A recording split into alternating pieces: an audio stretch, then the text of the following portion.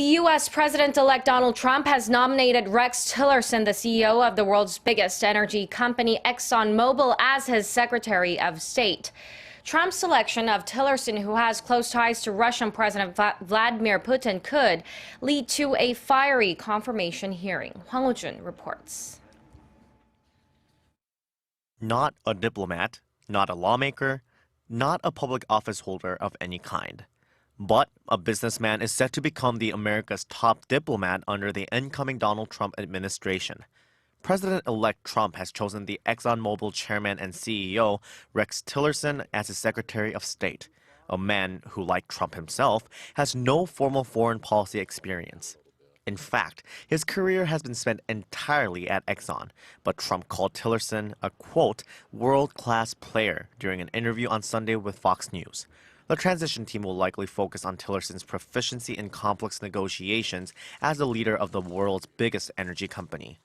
Tillerson has built close relationships with many world leaders by closing massive deals across Eurasia and the Middle East, which is why the selection could face more scrutiny than usual when the Senate holds its confirmation hearings, especially because Tillerson is reported to have close ties to Russian President Vladimir Putin, formed as Tillerson was doing business in Russia.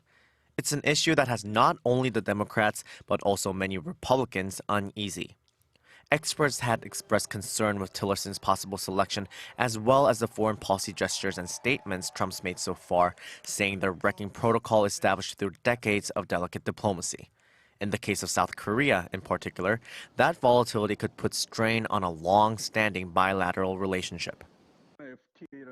The FTA, the North Korean nuclear issue, and the defense burden sharing. If the US really approaches these issues as purely a business matter, that will be a problem for Korea.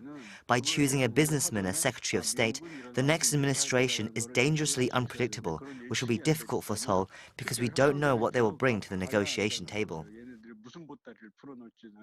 The Secretary of State is by law the third highest official in the executive branch of the U.S. federal government, after the president and vice president, and the fourth in line to succeed the presidency. Hwang Hojun, Arirang News.